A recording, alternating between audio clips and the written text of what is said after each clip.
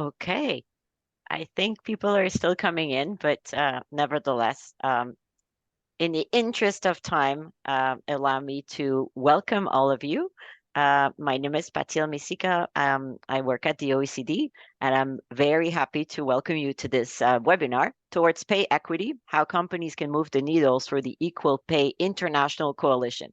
So as the name indicates, this is a joint venture between the OECD Development Center's business platform, EMnet, um, the Secretariat of the Equal Pay International Coalition, which includes the OECD Directorate for Employment, Labor, and Social Affairs, UN Women, and the International Labor Organization. So with the Equal Pay Day in mind, on the 18th of September, the OECD and EPIC have organized this webinar to provide an overview and hear from companies how the EPIC coalition can serve as a tool to assist in overcoming these barriers on the pay gap.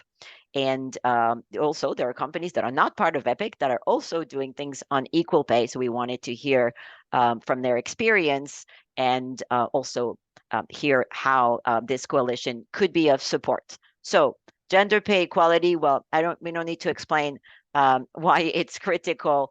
But what you might not know is that EPIC exists. It actively supports governments, but also employers, workers in their pursuit towards gender pay equality. So we will have a focus on how multinational companies come into that equation. But before that, let me set the scene a little bit. We have this tool, the SIGI, which looks at barriers to equality between women and men. And the latest findings tell us that women's participation in the labor market is still characterized by vertical segregation. In other words, women are often excluded from the top management positions, the leadership roles. In 2023, there's only 15%, 15%, that's very low, of firms worldwide that are headed by a woman. And that's 15.2% in OECD countries. So I would say that's quite scary. And women represent only 25% of managers globally. And they earn in OECD countries only 88 cents for every dollar earned by men. So there is still quite a long way to go, although there's been progress. And according to UN Women, it will take 70 years to close the pay gap. But, you know, there are setbacks, so it could be longer than that. In other words, we need to do something. And it goes beyond glass ceilings and vertical segregation, horizontal segregation, which means that, you know, also women also work in certain sectors. The care economy, especially that are less well paid, is an issue. But it's not just that. The issue is beyond legal provisions is norms and culture. 45% of people in the world still think that men should have more right to a job than women when jobs are scarce. In other words, there's also a deeply ingrained, well, culture and norm that, you know, men should dominate the economic, the public scene.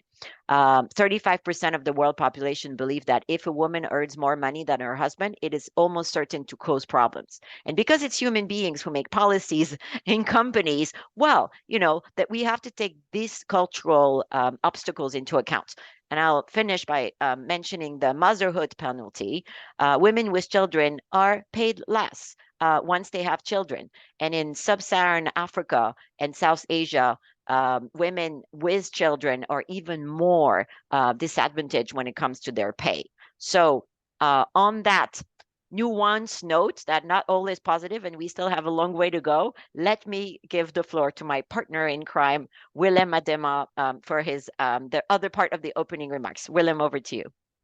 Thank you, Batil.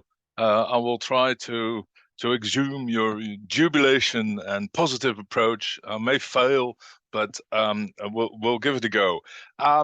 First of all, my name is Willem Adema. I work in the OECD Social Policy Division, and I have the honor to represent the OECD in the Equal Pay International Coalition.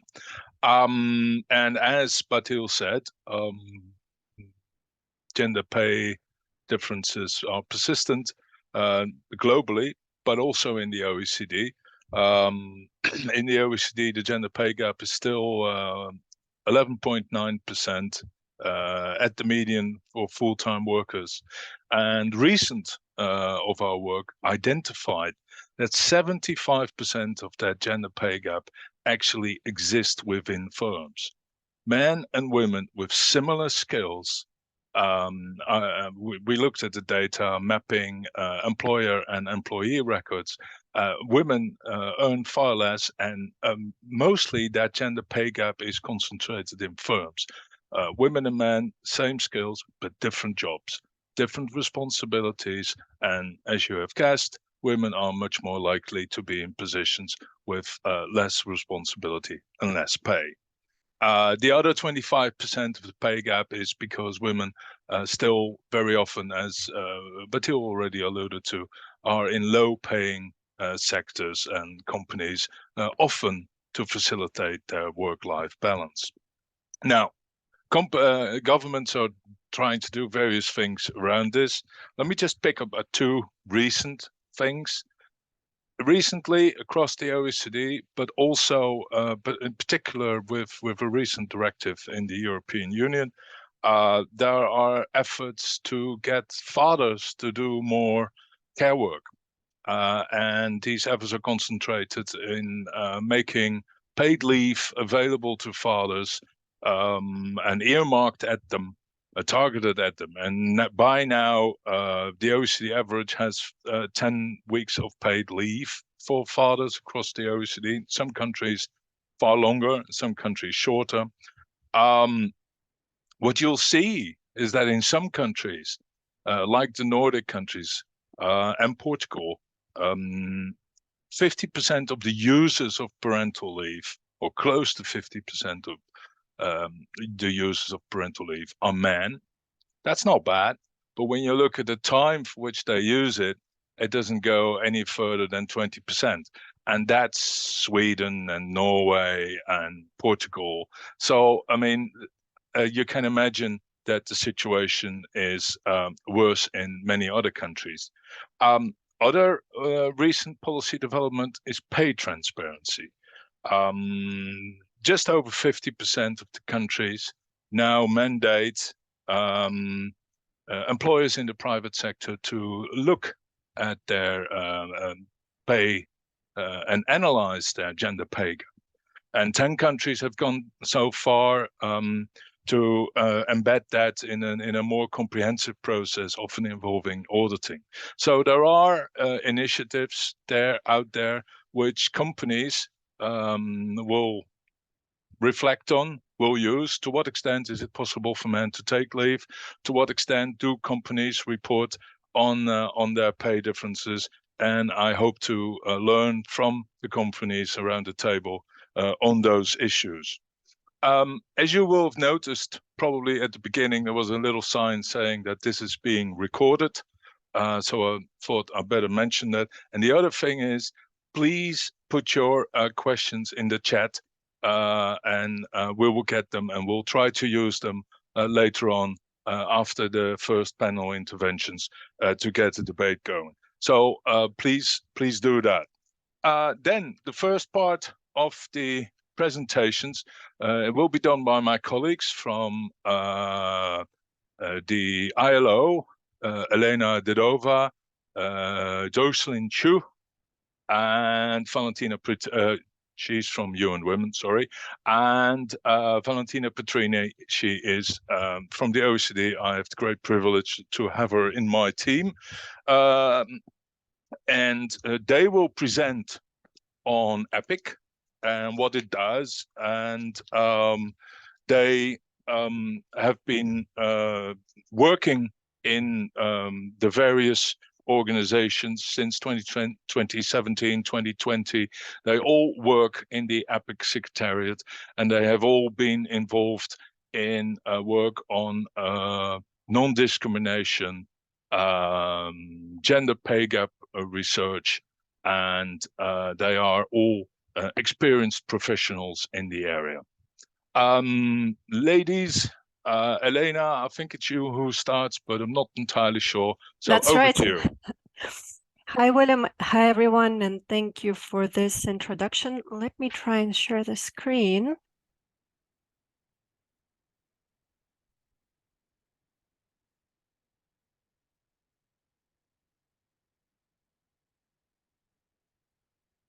Okay.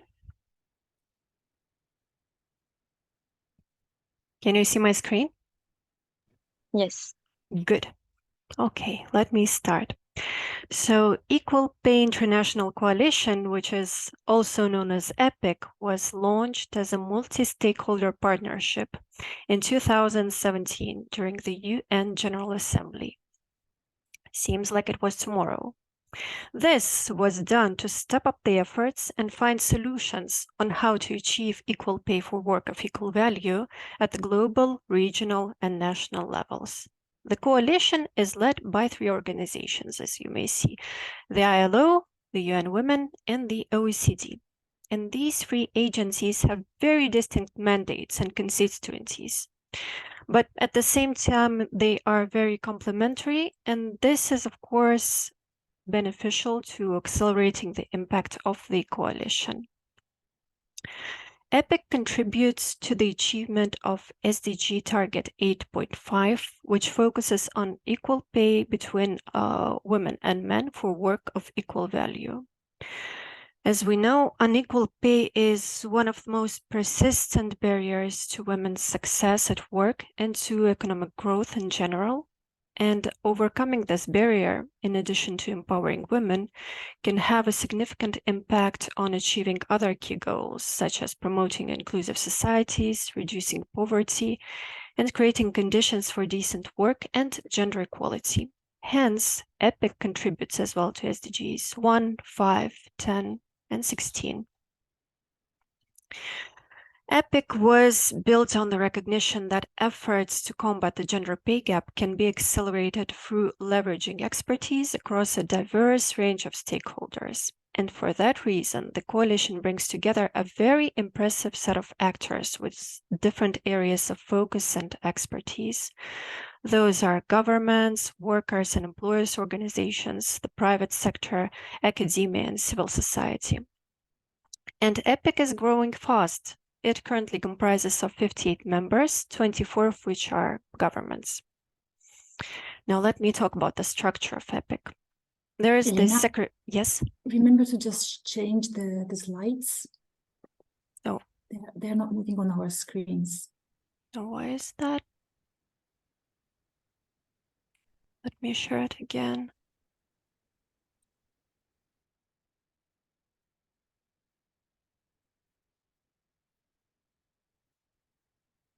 Okay. Can you see slide 4 now? We can see your slides, but also your notes. Okay.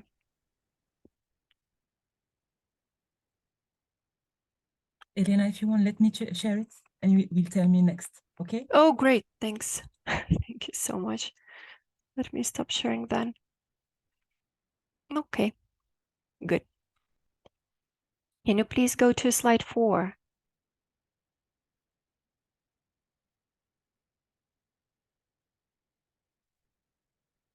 Good.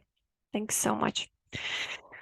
So the structure of EPIC, it is as follows. There is the Secretariat, which consists of colleagues from the 3 agencies. As already mentioned, the Secretariat supports and advises the steering committee and also facilitates the work of the coalition.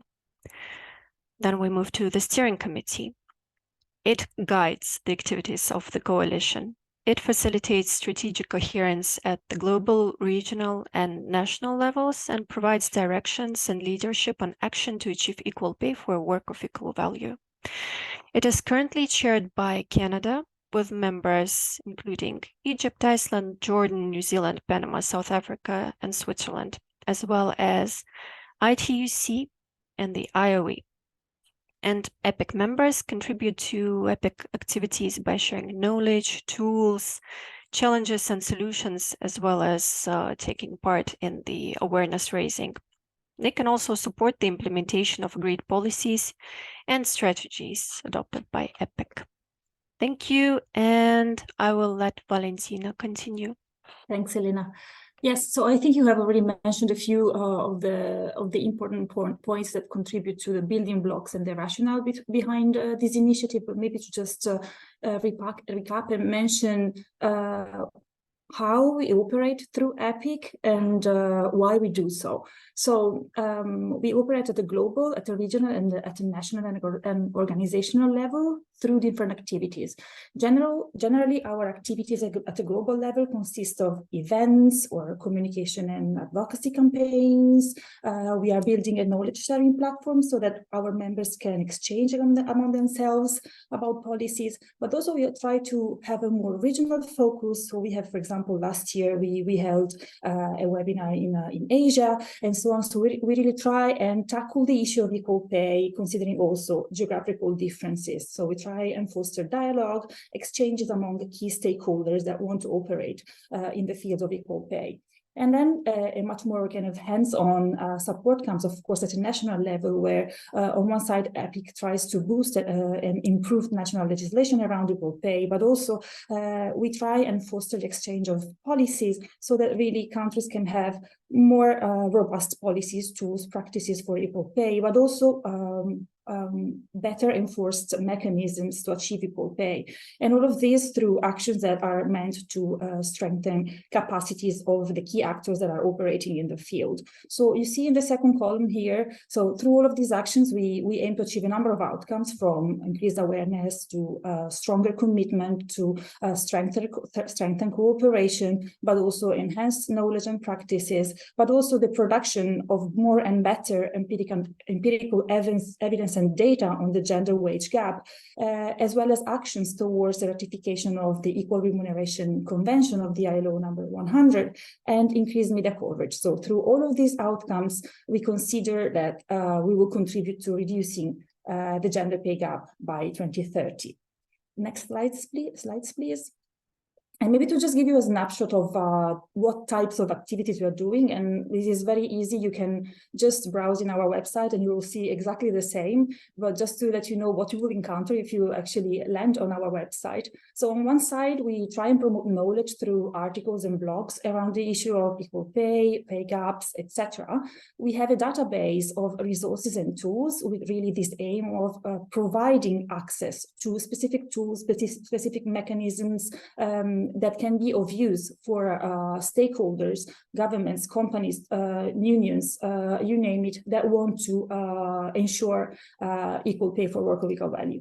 We also have a legal database that I think is very handy, because for every single country, it provides evidence on equal pay, covering aspects such as pay equity legislation, what transparency measures are established by law, aspects on equal pay that are covered in collective bargaining, as well as information on minimum wage.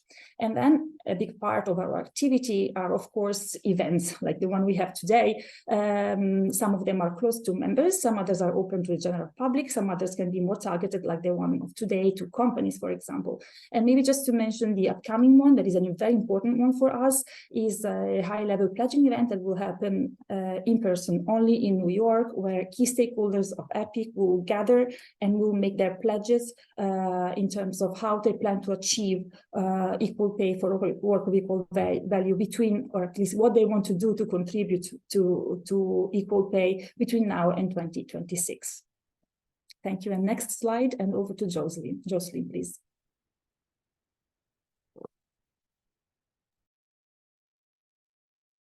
Thanks so much, Valentina. So I'm not going to go through point by point why businesses should join EPIC. I'm sure you could read it yourself, but I'll just take a second now to highlight a couple of these benefits of joining EPIC that you see in front of you. So first, and this is also what Valentina had just gone over, joining EPIC does give you access to a variety of resources, tools, and good practices on how to actually reduce the gender pay gap. Now, importantly, as part of that, it gives you membership to a growing network of like-minded companies and peers. And so it gives you opportunity to reach out and have discussions, have learnings with others that are also like you and interested in reducing the gender pay gap in your company. Importantly, it also connects you to those potentially outside your network. So as you could see on our website, and we'll give you that address later, EPIC also includes academia, governments. So again, other types of stakeholders that perhaps you may not have the opportunity to converse with on a regular basis. So this is actually key to EPIC because it is our approach to have a collaborative and multi-stakeholder approach, so that our collective interests could be promoted through this coalition. Now, secondly, I'll touch on brand reputation. I know that's a big one these days, given that, of course, everything is on the internet now. Everything is a click away, and particularly when consumers, when partners, when those in your network are looking to partner and do business with companies that walk the talk when it comes to gender equality and justice. So as we know, with increased attention on ESG issues, economic, social, and governance issues, that there's a growing cost to companies that are not adapting to the public's expectations around corporate responsibility. And so in short, on this slide, I'll just conclude by saying that, equal pay for equal work of equal value has become a reputational issue, and this affects partnerships, employee retention, I'm sure you're aware of as well, and customer satisfaction. So Valentina, I'll ask you to move to the next slide. Thank you. Okay, so here are a couple ways to get involved. The first is to sign up for our mailing list. And you could find this on our website. You see the address there, equalpayinternationalcoalition.org. You'll find that at the bottom of the page on the right. So just enter in your email and you'll get access to our quarterly newsletters with updates on the latest research, the latest events, so on and so forth around equal pay for work of equal value. Now, better yet, you could join us as a member. We would love to hear from you. And that, again, you could do through our website. And you'll see on the slide there, all you do is scroll down to the bottom of the page and follow the instructions that you see. So given our time this morning, I know we have a lot to get through. I'm not going to go through each of the criteria, but I do want to highlight that we require that companies are promoting gender equality and anti-discrimination, and have plans around this as well. So we would like, again, to see companies that are walking the talk, as I'm sure your companies are in this issue. And then you'll see the different criteria there. There's more on our website, and I'll just highlight lastly that please do contact us with any questions if you're unsure of something. We'd be more than happy to help and have a discussion. So thanks, Valentina. You see our email there, as well as the website, and then also the membership page, so you could see which companies, which stakeholders are already involved in EPIC. So that's it. Thanks so much. Back over to you. Unmute myself. There we go. Thank you, Jocelyn, Valentina, and Elena for that expose of EPIC's activities. Now we're already 5 minutes late. It's unbelievable, but we have lost some time. I just want to react to one remark in the chat. Yes, you're totally correct.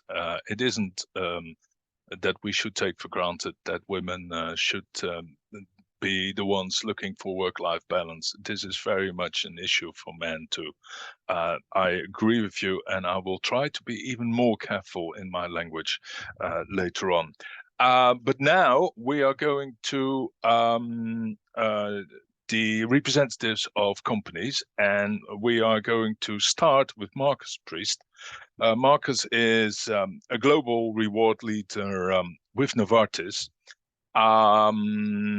since the end of last year, I believe, and he is passionate about fair pay practices and helping to build and sustain a culture at Novartis, at which Novartis can be proud. He's worked in various Novartis businesses and various HR and reward roles, and he has been the Novartis lead for Epic over the past 5 years. Like I said, he's just gone to the US, from where he will speak to us and tell us a bit more about Novartis' experience with Epic. Marcus, the floor is yours. Thanks, Willem. You can hear me okay? Perfect. Fantastic. No, great. And thanks for the introduction. I think, yeah, my journey with equal pay probably started back in the UK. You can perhaps tell from my accent, I'm from the UK originally. And when I first joined Novartis, it was at the time when the UK gender pay gap reporting was one of the early kind of legislations that started to drive interest or more interest in this space. And then since 2018, when Novartis became a member of Epic, that's really when our kind of journey, in my mind, became a lot more serious. We were, as an employer, we were very, I would say, absolutely fulfilling all of our kind of legal requirements, and we were sort of experimenting with a few things in the pay practices space. But really, with Epic, that's when we signed up to really make some specific commitments. And I think myself, being involved now for the last 5 years, I've seen a lot of the challenges, but also a lot of the progress that we've made, which I think in part has been, through the support we've had from the coalition itself. Just very briefly, you can go onto our website, you can find all about our Epic Pledge and our progress through our annual reporting as well.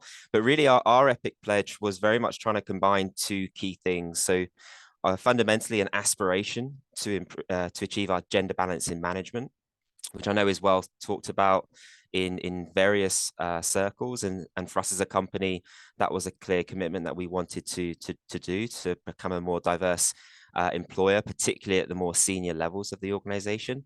And then closer to my home, if you like, on the compensation side of our practices, we really had 3 clear commitments to strengthen our pay equity reporting, make it much more consistent across all of our countries, recognizing that Novartis operates around the world, over 100,000 employees that we have. And then perhaps most exciting, we had decided to adopt a program to roll out 2 best practices globally. So we aim to have pay transparency to all of our employees, and happy to share more about that later today or in any individual connections with you. And then also we removed historical salary from all of our offer conversations.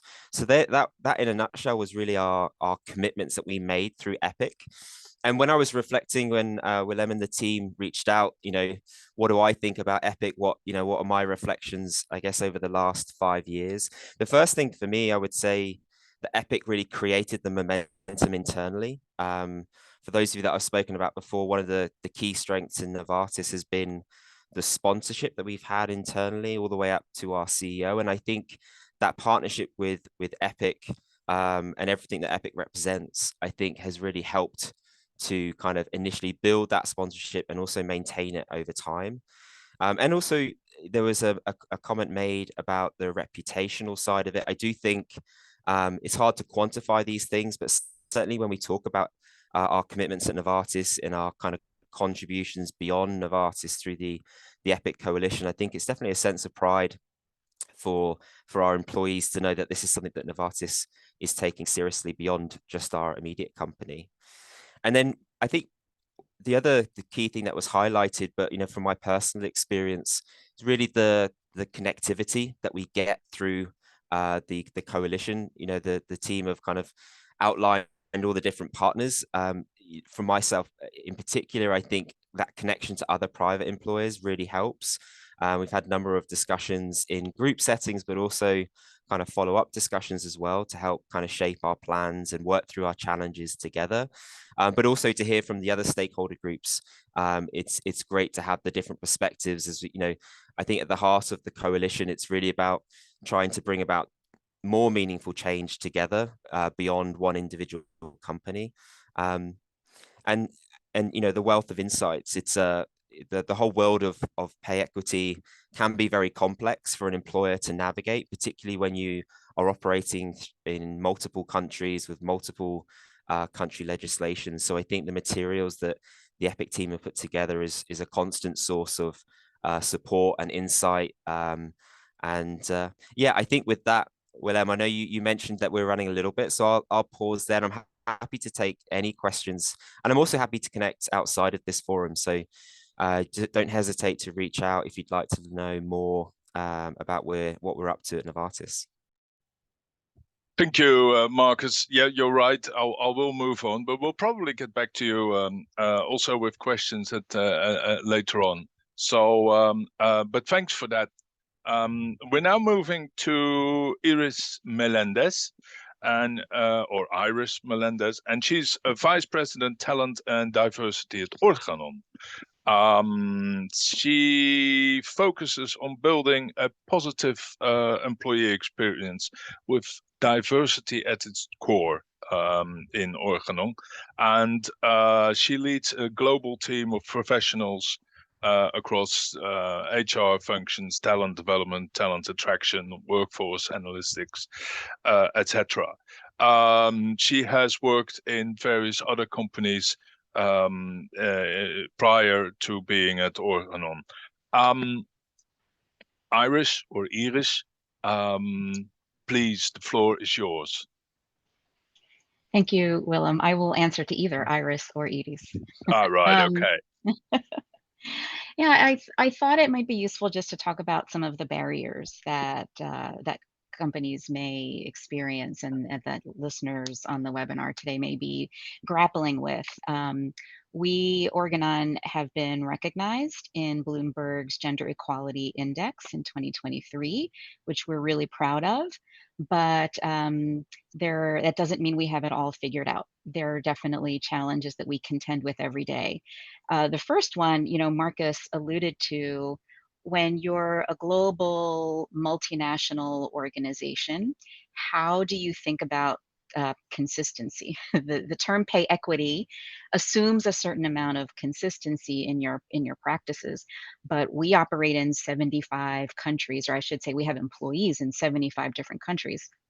So how do you think about paying equitably across so many different cultural contexts? You might have two people in the exact same job, one of them based in Sweden and the other based in Brazil, or pick any two countries. Do you pay those people the same? When you say consistency, what does that really mean across 75 countries? It's really challenging. We have taken the position that pay equity has to be viewed very locally, in the local market in which people are working. But then, is that consistent? So we grapple with the concept of consistency when we have employees that are so dispersed geographically around the world. Another challenge that many of the listeners today may be facing as well is we've been living in a very dynamic and competitive labor market for the last couple of years. In particular, we are dealing with a global pandemic. We're dealing with the Great Resignation or the Great Reshuffle, whatever you want to call it, with the rise of gig work, the rise of remote work. You've got massive shortages in key skills, particularly in the tech space. All of those things combined kind of make it really hard to find the talent that you need to fill jobs. So as you're recruiting externally, you may find that you have to pay a premium in order to attract someone to come join you from the external market. Well, what does that do to your equity when you have to bring people from the outside? It puts pressure sometimes on your internal pay practices. And if you are willing to pay a premium externally, you have to ask yourself, am I willing to pay everyone? Even my current employees, am I willing to pay them as much as I'm willing to pay this person that I'm trying to attract from the external market? So that can be difficult to balance those things. What we do at Organon is we allow our recruiters to see the range of pay that people within the company have who have the same experience as the candidate that you're talking to. So what I mean by that is, we have a salary range, right? And that salary range is usually really, really big. It's very wide. But within that salary range, people are sitting somewhere, in a much smaller portion of that salary range. So we allow the recruiters, without seeing names and without seeing any access to any private information that they shouldn't have access to, they're able to see, the range is this big, but people in the job are actually sitting around here. And that allows them to make salary offers that are consistent with our internal pay practices. And that, has allowed us to maintain pay equity. We've been really proud. We published pay equity studies in 3 countries and have achieved greater than 99% pay equity. And I think it's because of this, right? Because our recruiters have tools where they can really target where to place external talent that we're bringing into the organization without unintentionally creating pay inequity issues. And the final barrier that I'll talk about is just consistency in terminology. Even on this webinar today, we've been using different terms: equal pay equity, pay gap. And I think those are different things. They're not necessarily the same. And I view it as a bit of a progression. It starts with pay transparency, which Marcus alluded to, disclosing, this is what I'm willing to pay for this job. I'm not going to ask you what you make, because I might be reinforcing and perpetuating some pay inequities, but this is what I'm willing to pay for this job. That's sort of step 1. From there, it progresses to pay gap, which is just sort of simple averages between group A and group B. And then from there, it progresses to pay equity, which is a whole different methodology. So we've been spending quite a bit of time just educating our employees about what all these different terms mean. They're not compensation experts, nor do we need them to be. But there's just an awful lot of terminology, and kind of grounding ourselves is a great way to start. And we've been spending a lot of time there. And so I'll pause with that, and happy to come back and answer any questions. Thank you very much for that. I think the point about terminology is very well taken.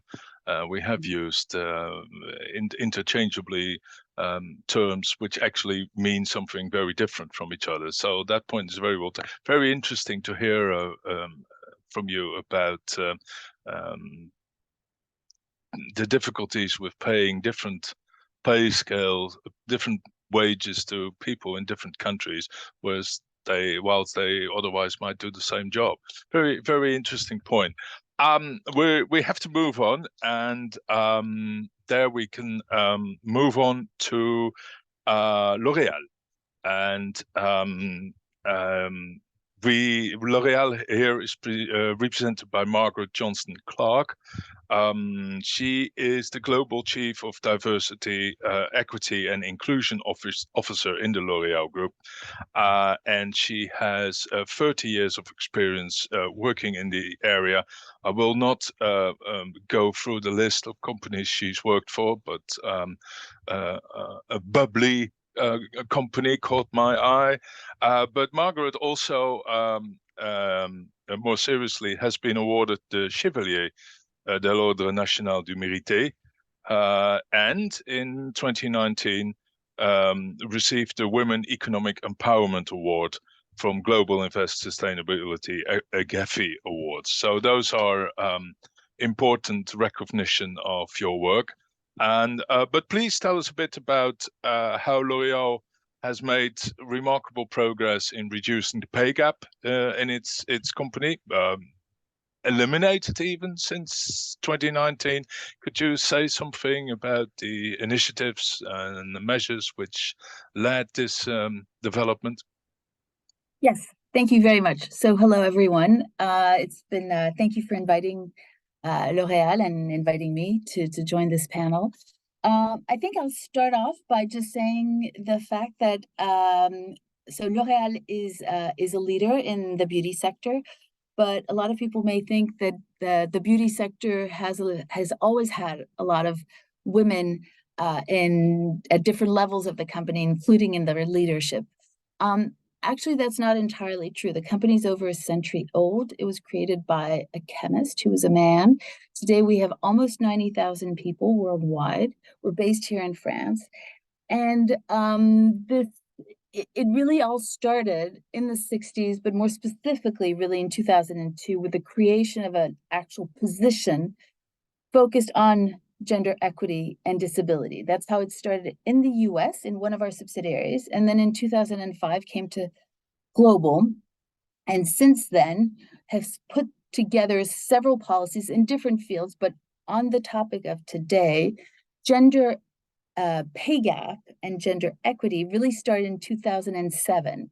So it started here in France when the company and the CEO, so all of this was created by the CEO. So it was really driven by business. It was actually not an HR matter, even though, as Iris points out, obviously the HR have a huge amount to contribute in terms of training, in terms of compensation benefits, parental leave, and so on. Nevertheless, what's interesting is that it started with the business side, also knowing that our consumers were mostly women, so that we needed to understand them throughout the whole range, and that by having more and more women, it was a very proactive approach from our leaders. So today, actually, we have 57% of our leaders in strategic positions who are women. This was absolutely not the case 20 years ago.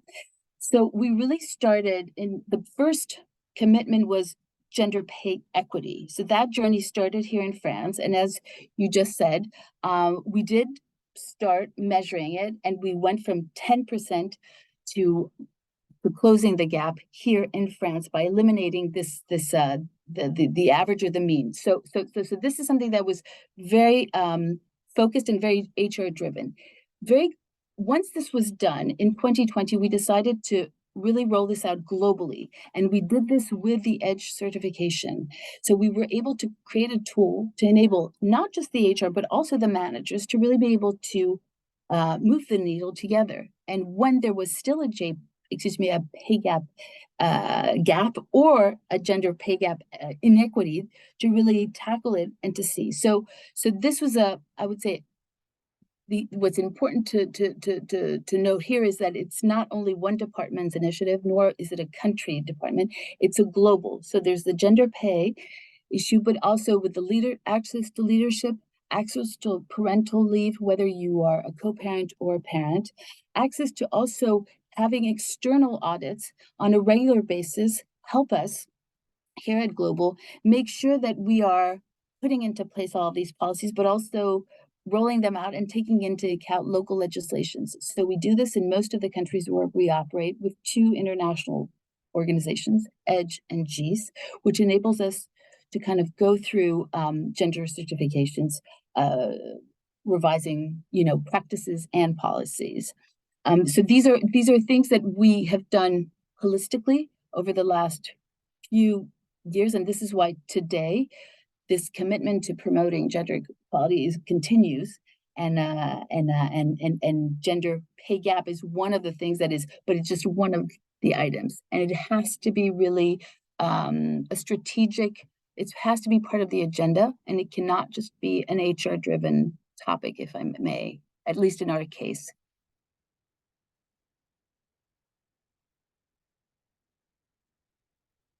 I have to unmute myself. Thank you very much for that. And then we will move to our last panelist, and that is Randall Tucker. And he is the Chief Inclusion Officer, Law and Franchise Integrity at MasterCard. He is responsible for aligning the company's global diversion and inclusion initiatives with the corporate business strategy, and basically ensuring that every of their employees can fulfill their potential completely. Randall has a long history of working in similar HR related jobs, and he has also been named Crain's New York Business Notable Black Leaders and Adweek's Pride Star honoree, if I say that correctly. And he serves on the World Economic Forum's steering committee for the Partnership for Global LGBTQI plus Equality.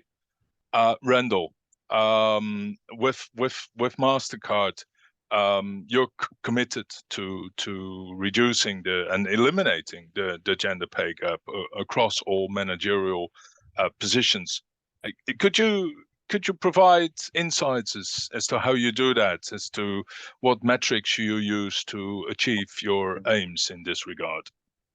Got it. Well, it's a pleasure to be here today, and I'm great to see my friend Margaret. We had a chance to connect a few months ago, as well as Iris as well. So I'm in really good company.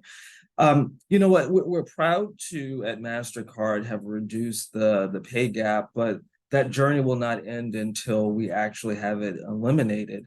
And over the next few minutes, I'd like to take some time to kind of share what progress has been made, as well as, some of the headwinds and challenges that we currently are still dealing with. But just to level set, as an organization, we do this work because it kind of goes back to our company values. And what we call our company values is the Mastercard way. And part of that is being inclusive. And we feel that being inclusive is not only the right thing to do, but also it boils down to building dynamic teams to better problem solve as well as innovate. When we think about progress that's been made within our pay gap and reducing that, in general around our efforts around diversity, equity, inclusion, it goes back to the intentionality of wanting to move the needle. And then specifically within our efforts to reduce the pay gap, relative to Mastercard at all levels of the company, we have done a few things. One, we have created a global gender steer code that is not only led by senior women in the organization, but also sponsored by men. So we feel that it is a combination of both men and women in the organization that are going to make progress. And the focus of that is around how do you become the employer of choice, the brand of choice, as well as community partner of choice. And it's a global effort in order to make that happen. Another metric specifically that you were asking for is that we, in our ESG modifier, have included everyone is holding the same goal and metric is around pay equity and closing that gap. And all of us in the company have that as a goal and a metric that we're trying to move the needle with. And if we go up, if we go down, it is affecting our pay. We have mentor programs. Over 900 women have gone through that. We have specifically to the UK, our returnship program for women that have returned after a career break.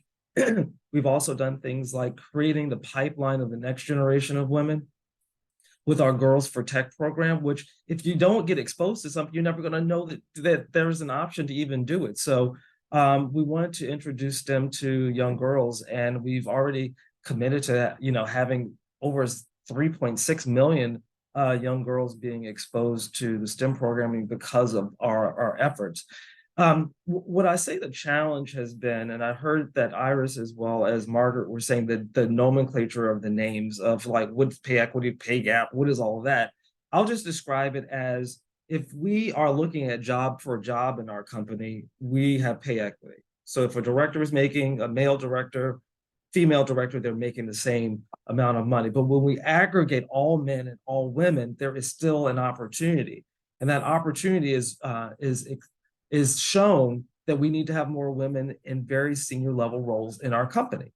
And the way that we're trying to attack that, and some of the things that we've done is that, we need to have more role models of women at the top, and the ones that are there to be active role models, but also looking at when roles are open, making sure that the succession plan has a very good gender balance when you're trying to fill those senior exec roles. And if they're not there, you're not going to have the senior women in those roles if they're not on the succession plan. That's just that simple. Understanding women as they're growing through the organization, giving feedback that they have the runway to make it within the organization. And sometimes we don't do that. And we know study after study says that we need to make sure that we're encouraging people if we want them to reach to the next level, as well as removing any of their real or perceived barriers to getting there. And that also is a combination of creating networks as well as giving stretch assignments and exposure to folks to be trained in order to reach to that next plateau. So really excited that we've made some movement. More movement needs to be made. And I think it's going to boil down to the intentionality and making sure not only we're looking at the metrics what are great, but also the levers that will move those metrics that are even important as well. Thank you very much, Randall. You covered a lot of ground in a very short period of time. I'll give you that. It's hard to come up with follow-up questions, but there are a few from the chat which I would like to address. There's a question on the target reduction of EPIC and the gender pay gap in 2030. There is no such specific target. The SDG 8.5 refers to achieving productive employment and decent work for all, women and men, including for young people and persons with disabilities, and equal pay for work of equal value.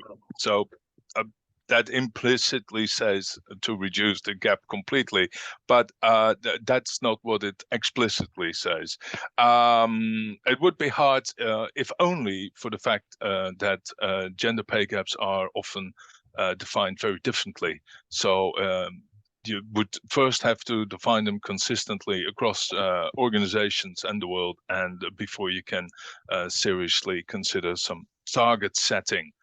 There was a question about the situation, need to learn more from Africa. I do know that my colleagues from the ILO have been trying to set up a meeting in that part of the world, and that hasn't fully materialized yet, but that we are working on that. And then there is a question which came in, I think, when Iris was talking, and I would like to put this to her. It says, can you talk about how pay auditing and transparency are key elements of pay equity? Yeah, let's take it from there. Iris, if you could quickly react to that particular issue. Sure, I'll give that a shot. So we view pay transparency as really a first step toward pay equity. Pay transparency is about disclosure of salary ranges, refraining from asking people their historical pay, and if there is any historical inequities built in, which all the studies show that there are, by anchoring salary offers based on what people have made historically, you're simply perpetuating the pay inequities that already exist. So that's a first step, right? We, at least across the United States, have instituted pay transparency everywhere. And there are multiple jurisdictions that have required this of private employers, but we've just taken a position that we are doing it everywhere across the United States. Not yet globally, but maybe that's next. So how that then feeds into pay transparency, or how pay transparency then feeds into pay gap, let's define a pay gap as a simple, straight, average pay difference between two groups. Could be by gender, could be race, ethnicity. So when you anchor people's pay on what you're willing to offer that role, right? Not what they happen to make. What you're doing is you're willing to say, I'm going to pay you competitively. I'm going to set a rate for each job that I view as a competitive pay, and I'm going to pay you based on that. Companies have withheld salary ranges because it puts them in a power dynamic over the candidates, right? It gives them leverage and negotiating power over your candidates when you fail to disclose that salary range. Disclosing a salary range equalizes the power dynamic between the company and the candidate, puts everybody on the same playing field. You have this access to the same information. So negotiating a pay for that candidate, for that person, it gives them sort of equality in that conversation. So maintaining your pay equity or minimizing your pay gap becomes a lot easier when everybody's got access to the same information. You don't have somebody that's sort of secretly holding information that they're not disclosing to the other party in a negotiation. So I think that's how pay transparency becomes really a fundamental first step toward pay gap and pay equity. I hope that answered the question. You did very well, that's for sure. There's a question in the chat about where to find the recording of this webinar. I do not know the answer to that, but I am pretty sure that someone does. And maybe they will put that in the chat. It says on the EPIC website. Well, there you go. Another reason to go and visit the EPIC website. Unfortunately, we have come to the end of our webinar, and it's now up to Batil, who has had the difficult task to try and summarize all of this. Batil, over to you. I will not try it. I will not do that in the time that we have, but thank you very much for highlighting also the nuances. And I think we've had a set of very good examples of the different ways in which one can look for the pursuit of the gold standard, which would be that people are paid the same for work of equal value. Now that said, let me remind just everybody that barriers to pay equity are not just, are you part of EPIC or not, or do you have bylaws that guarantee it? There is the enabling environment is important to consider. So that's discriminatory social norms. As was said by Iris, geographical differences is also quite a challenge for companies that have a global reach. And then, managing a balance between internal equity strategies, norms, and laws with external equity objectives. And then, of course, there is the markets that sometimes you just don't have a pipeline. There is still horizontal segregation. So with that, we've heard example of and the importance of transparent pay in goal setting was in the recruitment teams, but also in-house training, advocating for equally paid parental leaves. Because we, of course, we work with my team a lot on gender norms. I feel very strongly about the role that companies have to play, especially we spoke about paternity leave. If you're in a country where there's a lot of discrimination towards working mothers, and you have a very senior executive that takes paternity leave, that sets an example. It says not only within the company it's seen as acceptable, but also when he is going to go and see his friends, he's going to say, oh, I'm taking care of my kids these days, and I play golf with you in the afternoon, and I never thought spending so much time with my baby would be so rewarding. And then they think, he's a real man, he's doing it. So anyways, it's a job for all of us. So with that, let me hand over back to you, Willem, for the final closing remarks. Thank you very much, Batil. There's not much for me left to say except to thank all the speakers profoundly for taking the time to join us and to tell us a little bit about their experience in their companies. What we in EPIC will do, as you will probably know, 18th of September is International Equal Pay Day, and we have organized an event around the United Nations General Assembly on that day at 6 o'clock in New York. So if you are in that part of the world, you may wish to attend. And other than that, I invite companies to join EPIC. I was particularly struck by something Marcus said earlier on. He said, well, it sort of was good for a reputation. And I think he also said, without saying that out loud, it helped me convince my senior management to take this policies forward. I thought that was a very interesting point. HR officials around the globe and in companies could reflect upon. That would be. But you're very welcome to join us at APIC, and I hope to see you at a future occasion, webinar, or face to face. Goodbye.